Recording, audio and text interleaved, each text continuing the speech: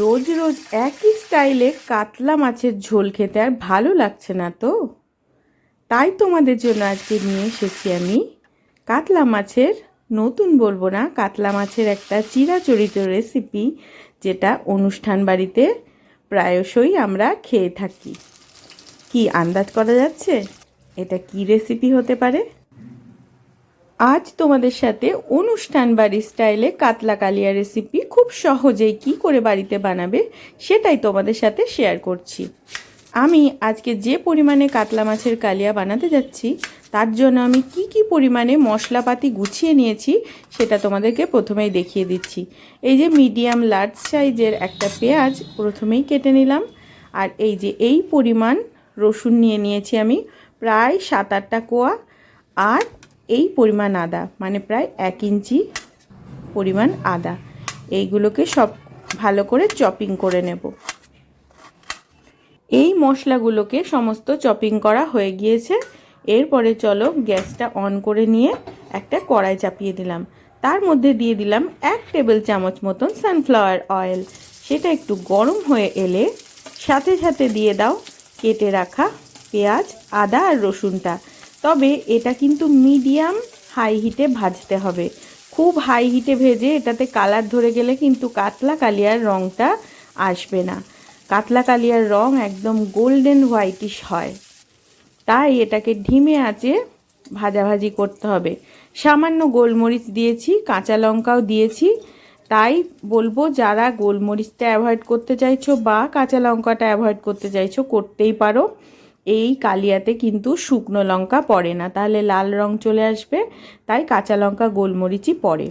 আমি এখানে 150 গ্রাম ওজনের 3 পিস কাতলা মাছ রান্না করে দেখাচ্ছি। এই মাছের জন্য যে পরিমাণ মশলা লাগবে সেটাই আমি প্রথমে ভেজে তুললাম।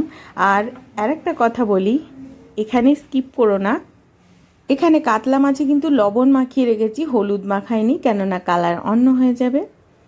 আর একটা কথা বলে রাখি যে এই কাতলা কালিয়া রান্নার জন্য কিন্তু সর্ষের তেল ব্যবহার হবে না, যাতে কালারটা ইনট্যাক্ট থাকে। তাই সানফ্লাওয়ার অয়েলেই কাতলা মাছটাকে ভাজতে হবে। এই মাছ ভাজার সময় তোমরা সামান্য ঘিও দিতে পারো, এটাতে ফ্লেভারটা এনহ্যান্স হবে, তবে আমি এখানে ইউজ করিনি। কাতলা মাছটাকে খুব সুন্দর করে কড়া করে ভেজে নেব। কাতলা মাছটা ভাজা হতে থাক, ততক্ষণ চলো নেক্সট মশলার প্রিপারেশনটা করে নিই। এই রান্নাতে কিন্তু জিরে পড়ে না, তাই এখানে দিয়ে দিলাম 1 টেবিল চামচ মৌরি, 1 টেবিল চামচ পোস্ত দানা, আর 4-5টা মতন কাজু। সমস্তটাকে এমনি জল ছাড়াই আগে গ্রাইন্ড করব। এই যে সুন্দরভাবে গ্রাইন্ড হয়ে গেছে, এগুলো সাইড থেকে একটু স্ক্রেপ করে তুলে নিলাম। দিয়ে ভেজে রাখা যে মশলাটা, মানে পেঁয়াজ, আদা, রসুন, গোলমরিচ, কাঁচা লঙ্কা, সমস্তটাকে এখানে দিয়ে দিলাম। এবার এটাকেও ভালো করে আগে জল ছাড়াই গ্রাইন্ড করব। এই দেখো, এরপরে এর মধ্যে দিয়ে দেব 50 গ্রাম মতন টক দই। মিষ্টি দই একদম দেবে না, টক দইটাই এখানে যাবে। এবার এটাকেও খুব স্মুথ পেস্ট বানিয়ে নেব। এই দেখো আমাদের মশলার প্রিপারেশনটা একদম রেডি। থিকনেসটা দেখো, এর মধ্যে জল না দেওয়ারই চেষ্টা করো, জল দিলে কিন্তু এটার টেস্টেও পার্থক্য চলে আসবে। জলটা কোন পর্যায়ে দেবে সেটা জানতে গেলেই এই ভিডিওটা পুরোটা দেখতে হবে। কাতলা মাছ এবার যেহেতু একদম লো ফ্লেমে ভাজতে দিয়ে গেছিলাম, এরপর উল্টে পাল্টে বাকিটা ভেজে নেব। চলো এবার নেক্সট মশলার প্রিপারেশনটা করে নিই। এখানে 3 পর্যায়ে প্রিপারেশন তোমাদেরকে দেখালাম, রান্না হতে হতেই বা রান্না চলতে চলতে এই প্রিপারেশনগুলো তোমরা স্টেপ বাই স্টেপ করে নেবে। এখানে 3টে লবঙ্গ আর 2টো এলাচ আমি একটু ক্রাশ করে নিচ্ছি। গোটা তেলে দিলে ফ্লেভারটা অতটা সুন্দর আসে না, যেটা ক্রাশ করে দিলে আসে। এখানে খোসাগুলো আমি আলাদা করে তুলে নিচ্ছি। আর এখানে আমি সাইলন সিনামন গুঁড়ো ইউজ করেছি 1/2 চামচ মতন, তোমরা নর্মাল সিনামনও দিতে পারো। মাছ ভাজায় দেখো কমপ্লিট। এরপর মূল রান্নাতে চলে যাব। মূল রান্নায় যাওয়ার আগে একটা অনুরোধ, তোমরা কে কোথার থেকে এই রেসিপি ভিডিওটা দেখছো যদি আমাকে কমেন্ট বক্সে জানাও, তাহলে আমি কিন্তু খুব খুশি হয়ে যাব। আমার 3 পিস মাছ ভাজা একদম কমপ্লিট। চলো এবার মূল রান্নায় চলে যাই। ওই মাছ ভাজা তেলের মধ্যেই দিয়ে দেব ক্রাশ করে রাখা গোটা গরম মশলাটা আর বানিয়ে রাখা মশলাটা, সমস্তটাই দিয়ে দেব। আর গ্যাসের ফ্লেমটা একদম লোতে রাখবে, নয়তো পুড়ে যেতে পারে। আর মিক্সি ধোয়া জলটা অবশ্যই দেবে, কেননা সমস্ত মশলাটা তো তোমাকে ইউজ করতে হবে। এরপর লো ফ্লেমে যত সুন্দর করে কষাবে তত ভালো হবে আর গ্রেভিটা রেডি হবে।